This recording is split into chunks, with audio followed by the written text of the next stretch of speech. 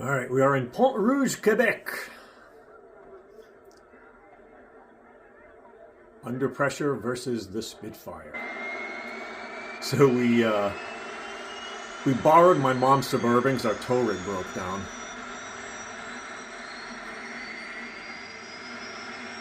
Pat is on the right side of the screen. I'm on the left side of the screen. And then there's Regis, our translator, Regis Michoud. There's Arthur.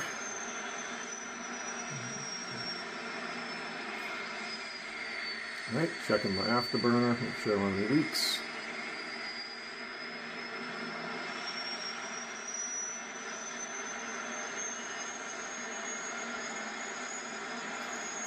Body down.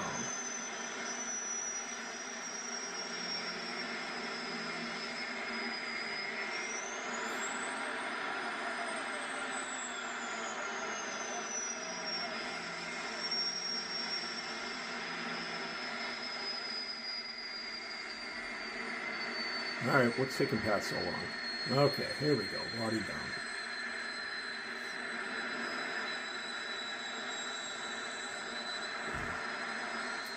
That was a good idea. Put dragster tires on a funny car chassis.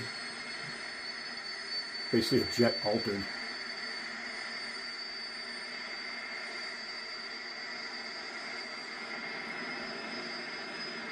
Alright, so here's smoke and fire. So basically you have the engine about, I don't know, 40% power, and you're just dumping raw fuel into the afterburner and then igniting it at low RPM. That's what makes that big ball of flame. Little fire and big fire. Little fire. Smoke, big smoke. So you have a high pressure switch to do the big smoke, big fire.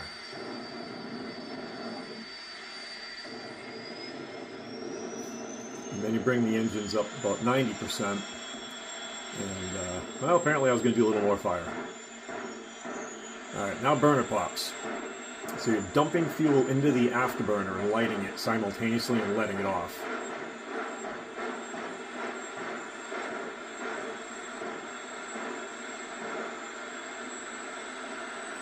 Right around here, I noticed my throttle felt funny, and I couldn't pull back on it, and I got stuck at 90% throttle. And I'm pulling on it, and then I stalled the engine. That huge cloud of smoke. Now, Pat can't see me, because he has a firewall between him and the other side of the car, so he has no idea where I am. He's expecting me to be next to him. He can't see me. So I'm yelling at the starter to tell him to let Pat go, to do a buy run. Pat has no idea where I am.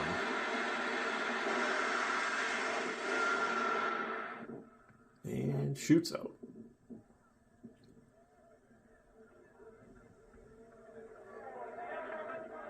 Look at the lack of guardrails on this track and the extremely short shutdown.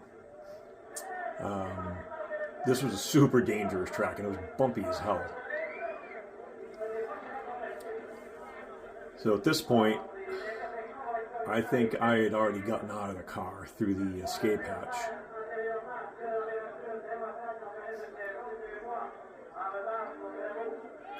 Yeah, I'm getting some booze.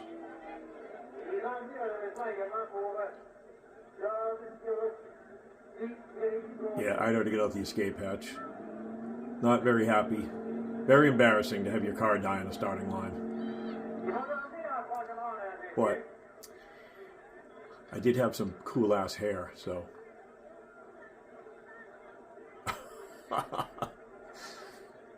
Yeah, I'm not happy. And I can't put the body up because my crew has the body pole in the tow vehicle. So I just got to stand there. Oh, here they come in Mom's Suburban. And I got to figure out what the heck's wrong. Can you do a fix it, George? Sure, I don't know. That's the only thing I understood from the announcer all day. Petey Biscuit!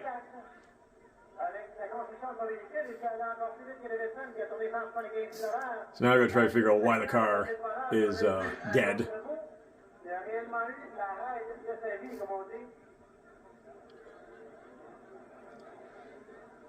So what had happened is it was stuck at almost full throttle, and I kept pulling back on the throttle, pulling back, and it finally popped and shut the car off.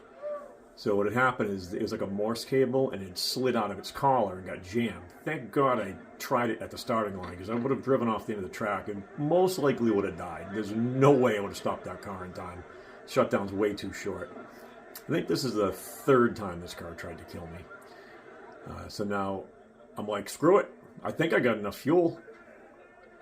And they're like, you want to try to do your run? Because really, at this point, I've burned through most of my fuel.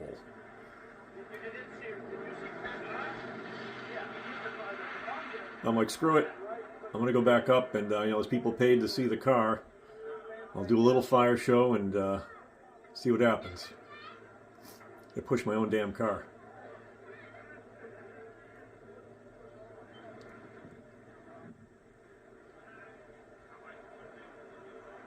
And you can see that the track surface, it's thin asphalt over concrete. It's pretty beat up. That'll come into play in a moment. So I'm like, yeah, screw it. I got enough fuel. I'll try to make a run. There's my helmet that was stolen, never to be returned. If anybody recognizes that helmet, I'd really like it back.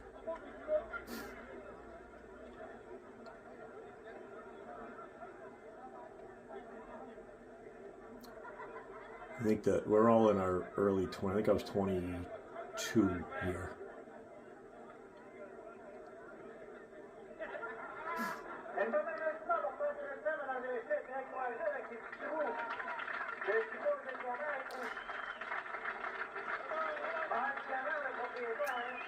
All right, I think Pat's coming down by the fairgrounds, by the yeah.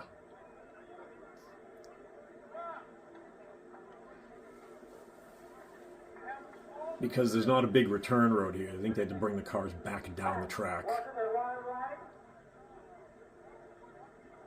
I have no idea what I'm saying. Probably telling Pat, the car is broken. I think I fixed it. I'm going to go try to not die. I'll see you back in the pit.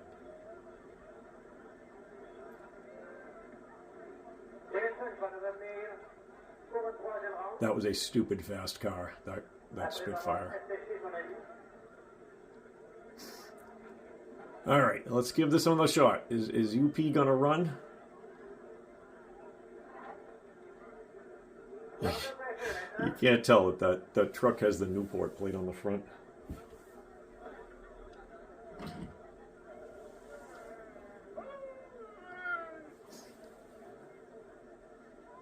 All right, what's the holdup here, folks? I think we were determining how much fuel was still in the car.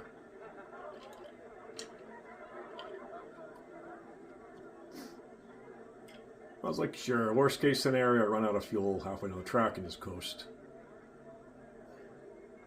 So both these cars are General Electric J85s with full afterburners. It's been a while. I think my car weighed 1470. Pat's car weighed a lot less than that. It was super light. They're right around 5,000 horsepower. The crazy thing about this track, people would drive there in their race cars with no exhausts on slicks.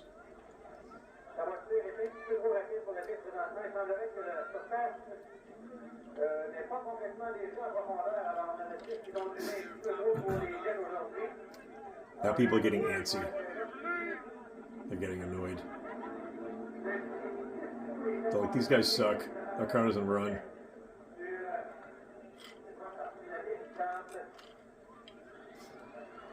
What, wait? Right up. I was a little nervous because usually the car's good for one good start before the batteries run down. So I was pretty happy we got the second start out of the engine.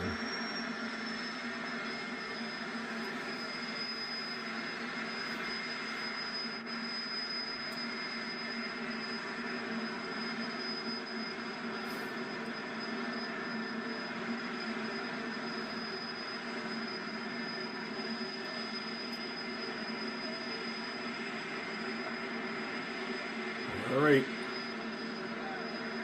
Thanks, Mom, for the Suburban.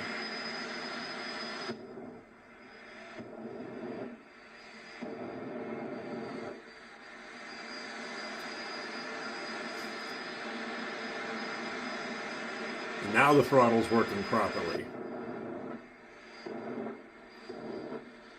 That was probably enough fire because, again, this thing's about to run out of fuel. But I gotta wait for my guys to get the top end.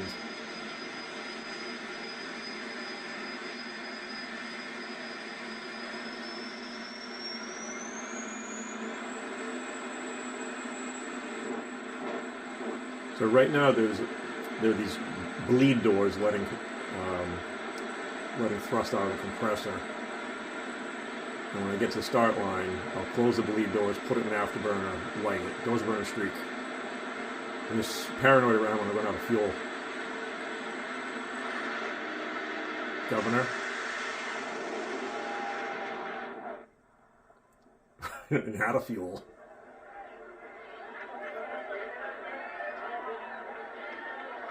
Unbeknownst to me, when the afterburner lit on the overheated starting line, it lifted the entire starting line asphalt up like a carpet, threw it in the air, and it blasted into pieces. And all the bracket guys were pissed. But the crowd enjoyed the destruction. I don't know if it's on this video. Yeah, ugh, that's a little gnarly. Huge section of track came and peeled up. I think it's about 12 by 4 feet of asphalt I peeled back. And, ooh, yeah, oops. These guys were very angry with me. It was not intentional. I didn't mean to break your racetrack. I had no idea, obviously, because I'm at the other end of the track.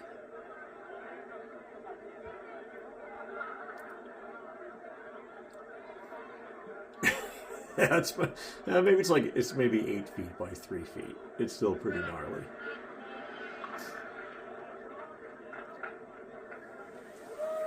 And that's the story of how I almost died at Pont Rouge and broke their racetrack.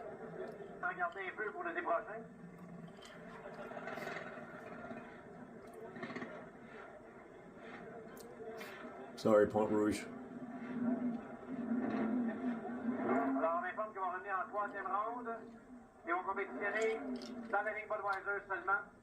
No idea what this guy's saying.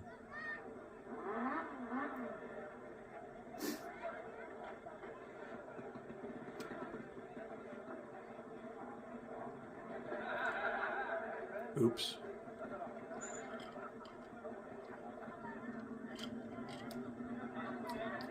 I think this is the part where they're all talking about how they're going to kill me. Because it makes it really hard for the bracket cars to do their burnouts with this giant hole.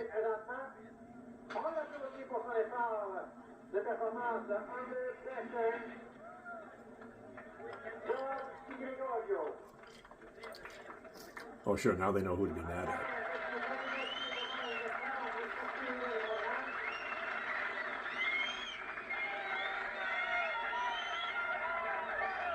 And we didn't die.